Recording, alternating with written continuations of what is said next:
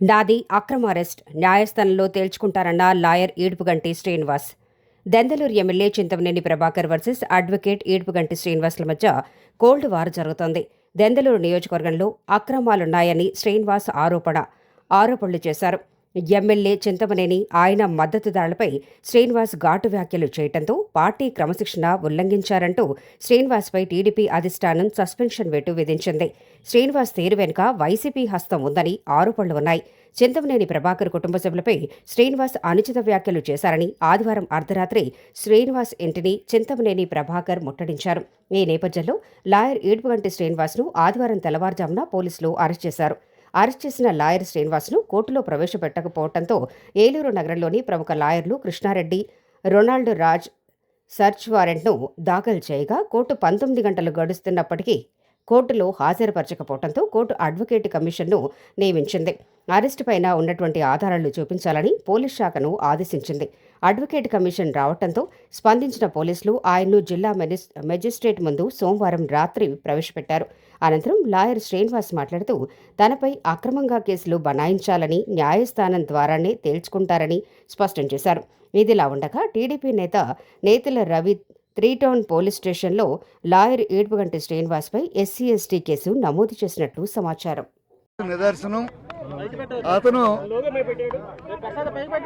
అతను అక్రమాలను నేను బయట పెడుతున్నాననే ఉద్దేశంతో ఆ అక్రమాలు పార్టీ దృష్టికి వెళ్తే అతని రాజకీయ భవిష్యత్తు మనుగడ ప్రశ్నార్థకమయ్యే పరిస్థితి వచ్చిన నేపథ్యంలో అతని యొక్క అక్రమాల నుండి బయటపడటం కోసం నేను మాట్లాడిన వీడియోని ప్రెస్ మీట్లో నేను చెప్పింది వేరే వాళ్ళకి సంబంధించింది నేను మాట్లాడితే అతనికి అన్వయించుకుని అతను అక్రమాల దందా నుండి బయటపడటానికి ఈ రోజు ఈ కేసు నా మీద పెట్టించడం జరిగింది. నిజానికి విజువల్స్ అన్నీ కూడా ఉన్నాయి, హల్చల్ చేస్తున్నాయి మీడియాలో. నా ఇంటి మీదకి అతను వచ్చి దొమ్మి చేస్తే నా మీద కేసు కట్టడం అనేది చూస్తే పోలీసుల యొక్క అచేతనమైన స్థితి, చేతగాని తను తేట తెల్లం అవుతుంది. ఈరోజు ఎవరైతే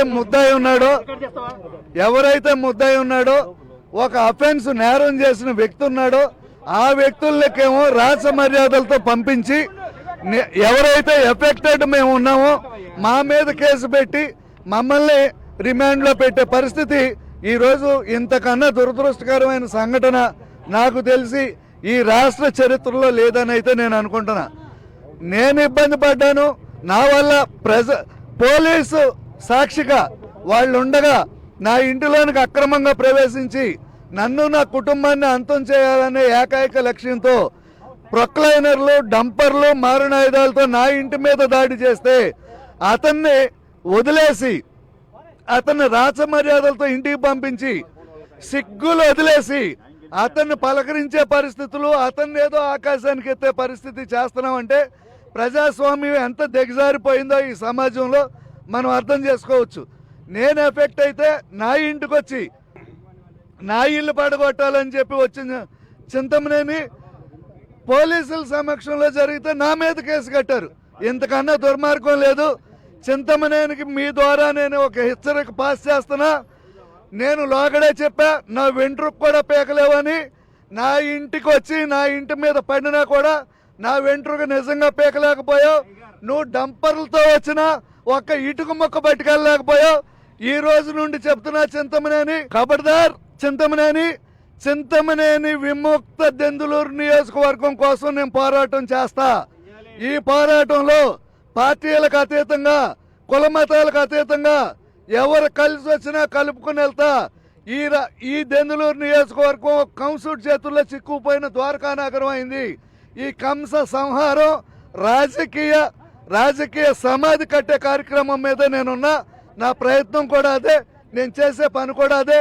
ఇతను చేస్తున్న అక్రమాలు, దౌర్జన్యాలు అన్నీ మీకు నేను ప్రెస్ సోదరులకు మాట ఇచ్చిన ప్రకారం ప్రతి నెల ఆధారాలతో మీ ముందుకు వచ్చి ఇతను బతుకు బట్టబయలు చేయటమే నా యొక్క కార్యక్రమం, నా యొక్క ఎజెండా.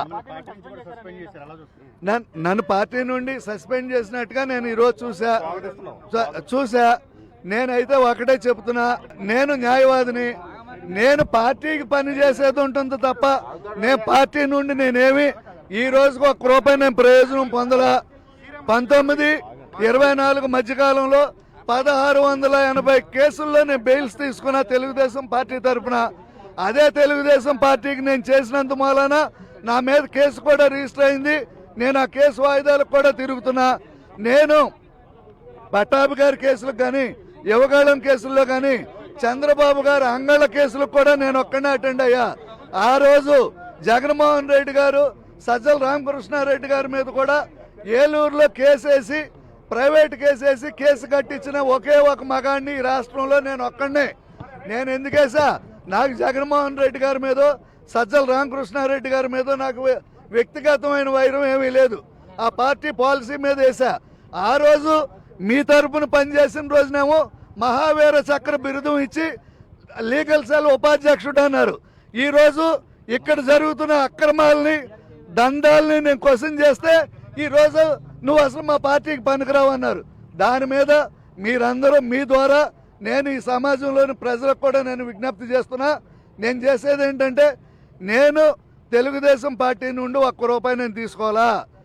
నేను చేసిన ప్రతి కేసుకి అయిన ఖర్చులు కూడా నా సొంత డబ్బులతో చేశా. నాకు ఒకే ఒకటి ఖర్చు పెట్టింది ఏంటంటే, నేను అంగళ్ళలో మదనపల్లికి వెళ్ళినప్పుడు ఒక్క ఫ్లైట్ టికెట్ ఒకటి పెట్టారు తప్ప పార్టీ నుండి నేను ఒక్క రూపాయి తీసుకోవాలా. నేను ఈ పార్టీ కోసం, ఆ పార్టీ కోసం కష్టపడ్డా, చేశా. ఈరోజు నా అవసరం లేదనే భావం ఉంటుంది పార్టీకి. నన్ను సస్పెండ్ చేసి ఉండొచ్చు. మాకేముంటుంది, లాయర్గా మాకు తగ్గితే ఒక క్లయింట్ తగ్గుతాడు, ఇంకో క్లయింట్ వస్తాడు. మా వృత్తి మాకుంది, మేము వృత్తి చేస్తున్నాం. నేను రాజకీయం చేయలా, రాజకీయ పదవులు అడగలా, నేనేమి పదవులు పొందలా. కనీసం ఒక్క రూపాయి నేను ఫీజు పొందకుండా నేను పార్టీకి సేవ చేశా, నిస్వార్థంగా చేశా, నిజాయితీగా చేశా.